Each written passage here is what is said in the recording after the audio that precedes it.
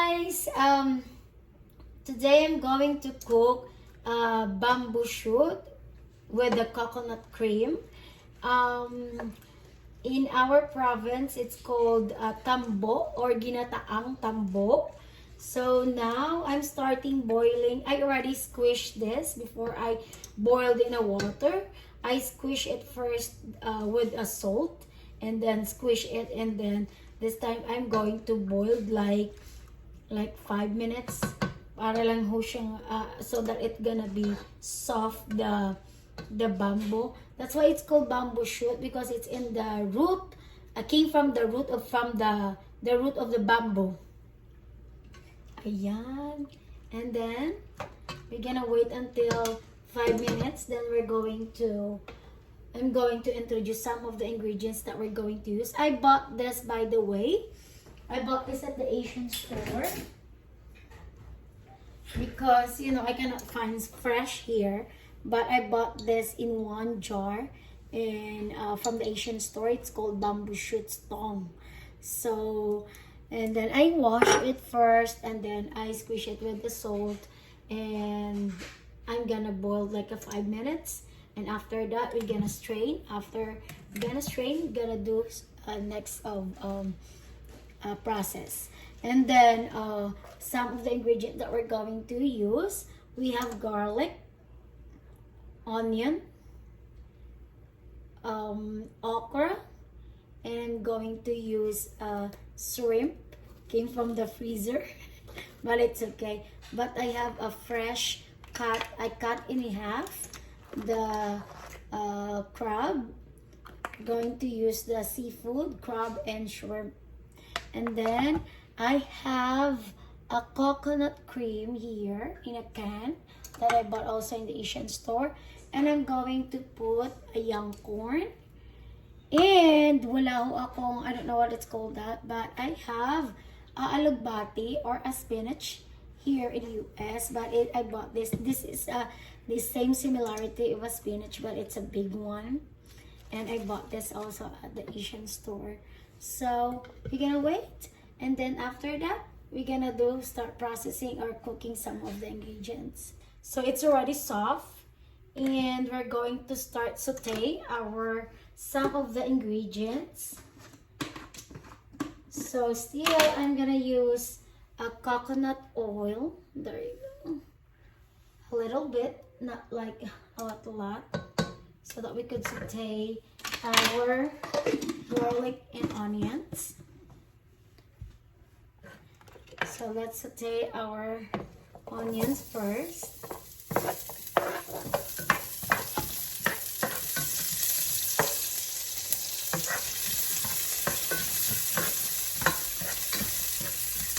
I didn't eat yet dinner because I'm gonna wait this. Even though my husband already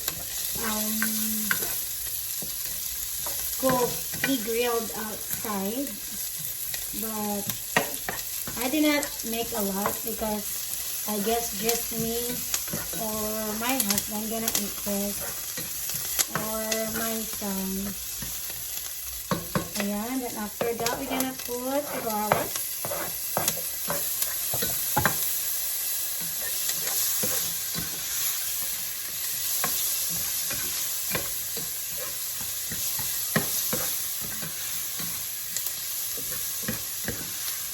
And then we're going to put the bamboo shoot.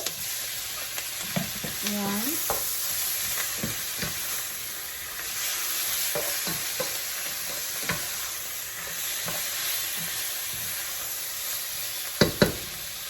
Then we're going to add water.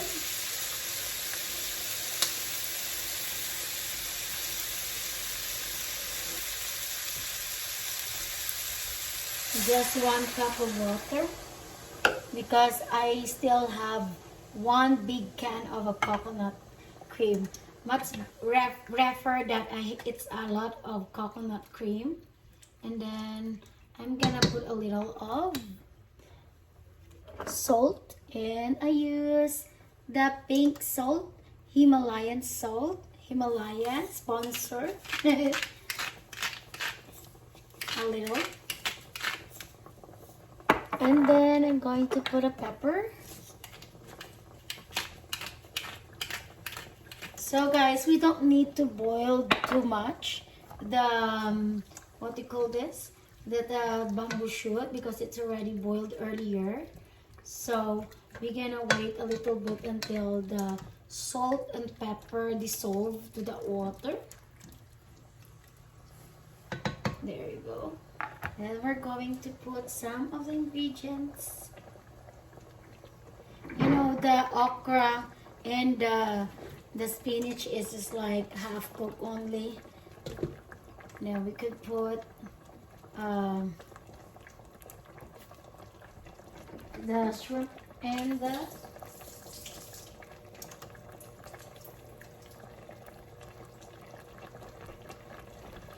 young corn. Oh my gosh, this is gonna be taste so good. And we could put our young corn. Look at that.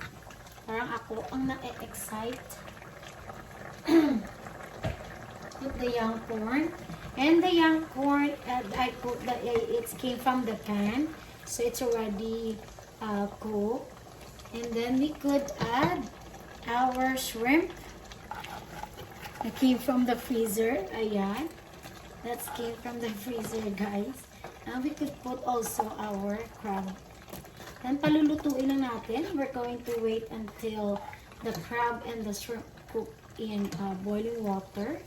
And then let's do also put some the other of ingredients. There you go. Ayan. I don't like lots of soup, but I want like really creamy from the coconut cream. So we're gonna wait. And then we're gonna cover and wait like 3 minutes. The shrimp, it's already open. It's so fast, like at least 2 minutes. So it's already cooked, the shrimp and the crab. So we're going to put our okra. We're going to put our okra.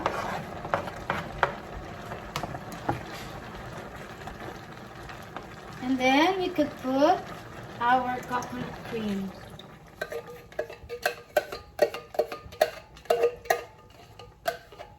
Oh my gosh. See that, guys?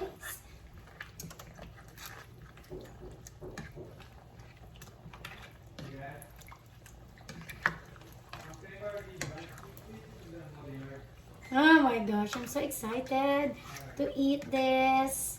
Oh my gosh. I wish it will stay a week because araw-arawin ko siya. I'm going to eat every day with this young corn, crab. It's so yummy. Look at that. Look at the crab. It's smiling at me. And then guys, I'm going to put a Knorr shrimp cubes. Knorr shrimp cube, just 1 cube. And then we're going to, I didn't put too much salt because I already put what do you call that, a salt in my bamboo shoot. Then the last is the spinach. There you go. Or alugbati, or daw ng alugbati. This is called here spinach. We're gonna mix, guys. Oh, this is a lot of vegetable. I love it. And this is healthy.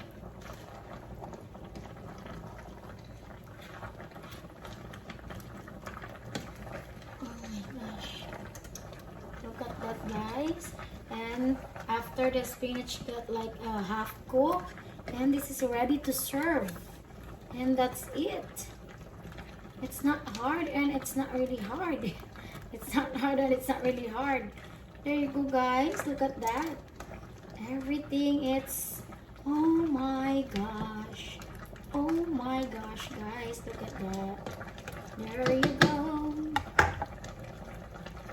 And it's cooked. It's cooked. And it's cooked. And it's cooked and ready to serve.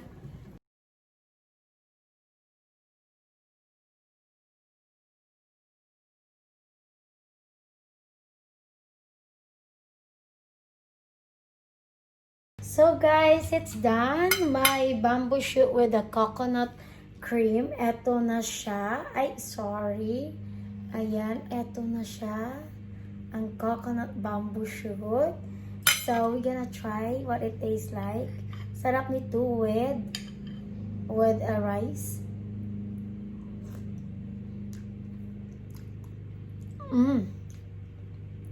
Perfect talaga, guys. Pwede na po sa rice. Sarap. Sarap kaya. Sarap. So guys, if you like the way I cook the coconut, not the coconut, I'm so sorry, the bamboo shoot with the coconut milk. If you like the way I cook, please don't forget to like and please hit the bell and subscribe to our channel, The Lovely Sisters, and please comment. And thank you so much, and I love you guys, and bye.